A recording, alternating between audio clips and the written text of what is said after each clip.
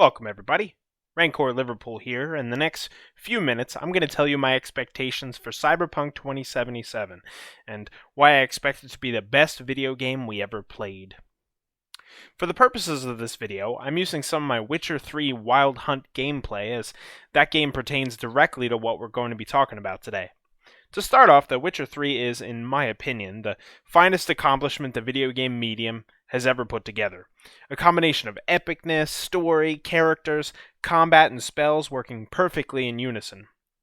The world that CD Projekt Red pieced together from Andrzej Sapkowski's books is a thing to behold. To think, something so perfect I almost missed out on. I was 3 hours into The Witcher 3 when I stopped playing because I didn't like the way Geralt jumped. Now I have 100%ed it twice, and I have over 300 some hours in the game. What makes this game great is what makes any film or game great: the characters and its story.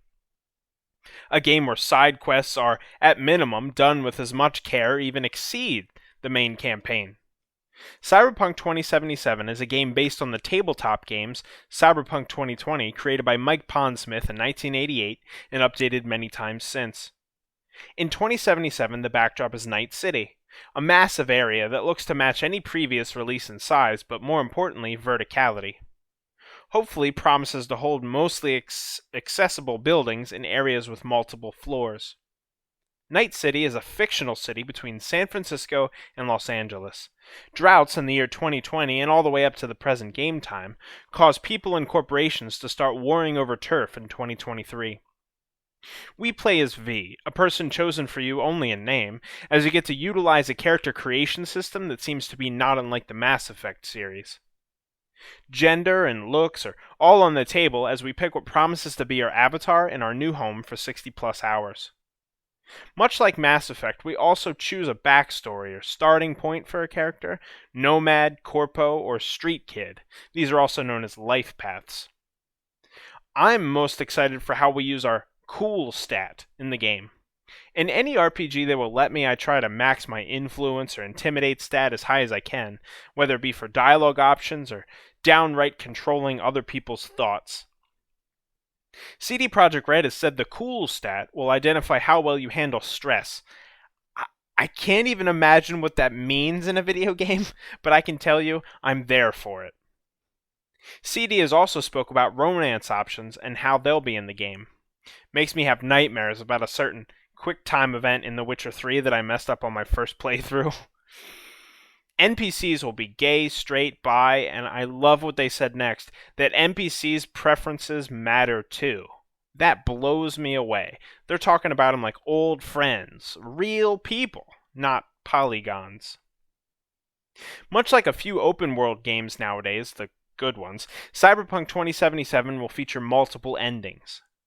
Both times I played The Witcher 3, I ended it the same way. I can't even imagine playing that game and it ending any other way. That's how it's supposed to be. The world and characters you can't live without. I remember I was watching a playthrough of a Mass Effect game a few months back. The streamer accidentally hit the wrong button at a critical moment.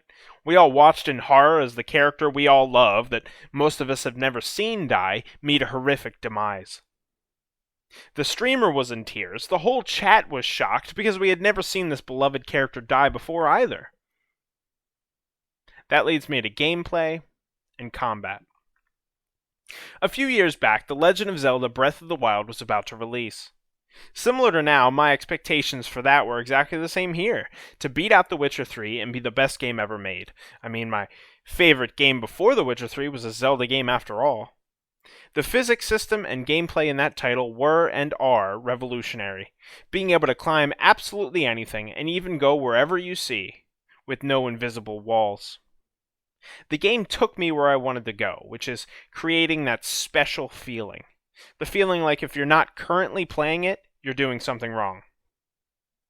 The feeling that leads you to buying every Zelda-related amiibo that exists on eBay and watching or reading all the guides when not able to play.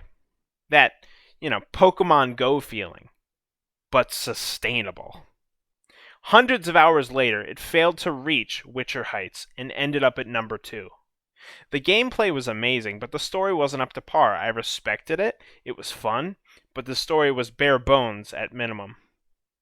Cyberpunk 2077, at its core, is an RPG, not a first-person shooter. First gameplay of those lucky enough to already try the game said the shooting felt sluggish. That's because it's an RPG first, rather than a shooter.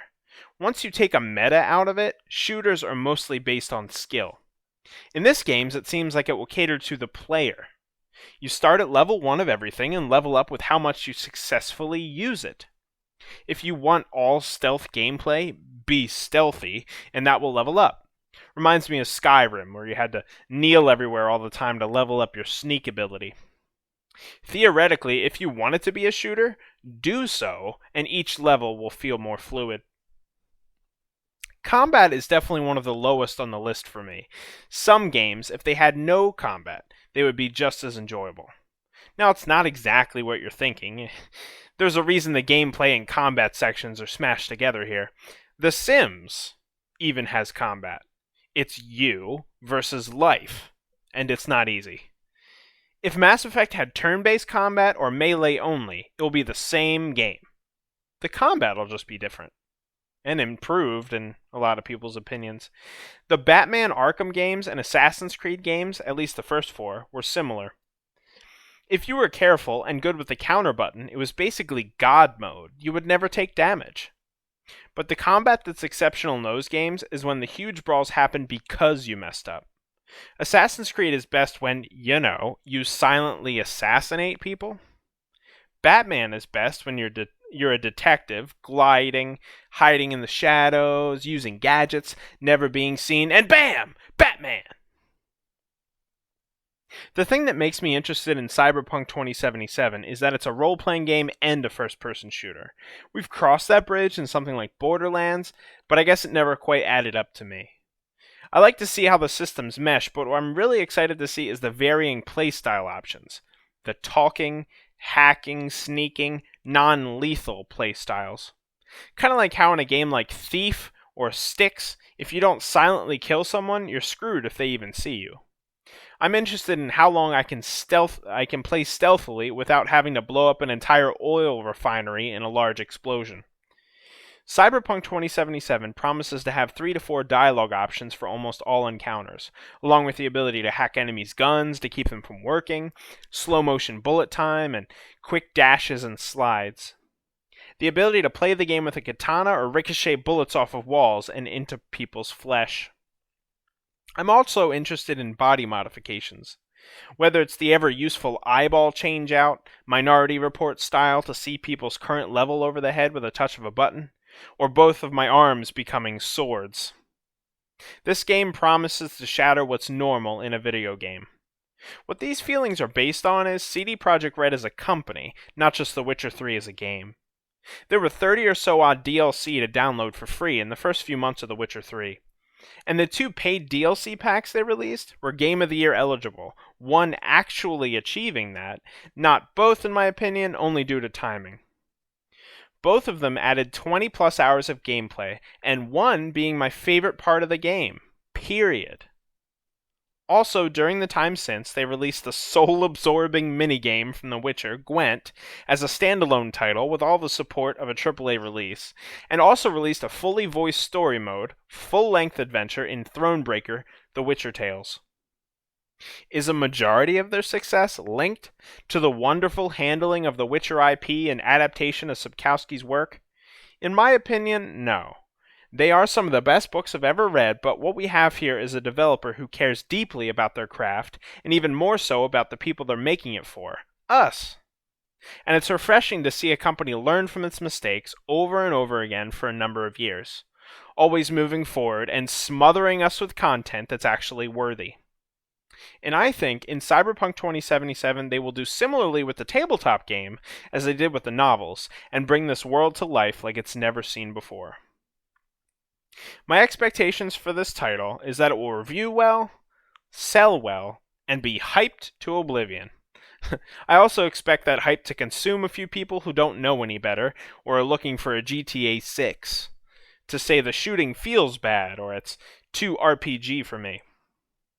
It's so obvious the attention and care Cyberpunk 2077 is receiving daily from the developers that just like my expectations for Breath of the Wild and it failing at second place, what I expect is Cyberpunk 2077 to be the best video game ever made. But if they shoot for the moon, at minimum, they'll end up in the stars. Thanks for all of your support, guys. Subscribe to my channel and like the video on your way out. Stay tuned for more Cyberpunk coverage heading up to launch. Bye-bye.